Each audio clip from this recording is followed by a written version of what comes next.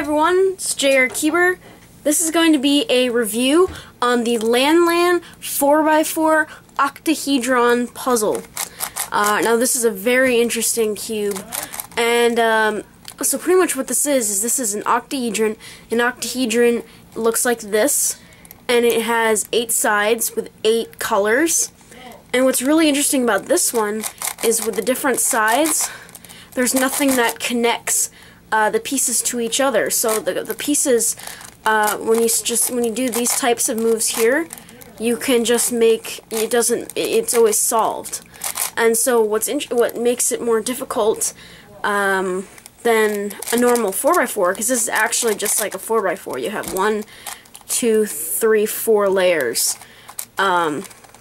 These are edge pieces here, these are centers, and these little pieces here are corners. And what makes this more difficult than a normal 4x4 is you have to make up your own color scheme. Since you can just turn it like this, and like there's 4 colors to each center, and there are a couple of nasty parodies that come along with this. And I did use Crazy Bad Cuber's tutorial on how to solve this. I got this yesterday, and I've had it for about a little over 24 hours. And I've only solved it twice, just because it's so hard. I'm still getting the hang of it, and but I have played with it enough to give you a good review on it. And I'm just gonna say right now, to the people out there that want to buy this, it's not like a 4x4, because a lot of people buy it and they think, oh, it's just gonna be like solving a 4x4. That's not the case. It is much harder. So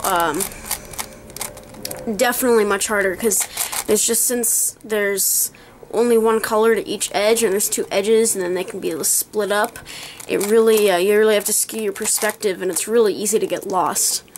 And I've gotten lost and had to start over like so many times. The turning is pretty good. These middle layers turn really good, and once they get going, these outer layers can turn pretty good too. But it does lock up quite a bit. I'm trying to do a turn, and it'll lock up. I don't know, it's not happening now, but you know, it can. You know, I start doing moves, and then I try to do one of these, and it just locks up.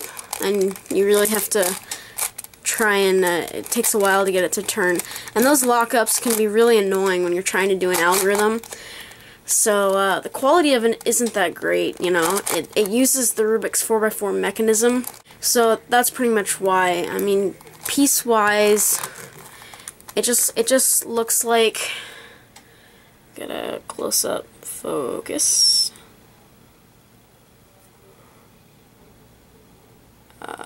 There we go. You know, they look like normal 4x4 pieces. And then these little tiny corner pieces. There we go. So, yeah, and then you can kind of see the core in there. So it's a very interesting mechanism. As for the stickers are pretty nice. The only thing that I don't like about it is in low light, it's kind of hard to tell the difference between this is the white and then this is the gray. And sometimes when the shadow gets on the white, it kind of looks like the gray, and I get it mixed up sometimes. And this is the red. It kind of almost looks like a pinkish color on camera. But the colors that this puzzle has is orange, blue, yellow, red, and then on the other side it has dark purple, a light gray, white, and green. And the color scheme can be interchanged to however you want it to look. And so the corner cutting isn't really that great, since it's this Rubik's 4x4 mechanism, and that does kind of interfere. Like, the middle doesn't cut too well, and that's also why it locks up. But I think the reason why it locks up is these pieces are so small.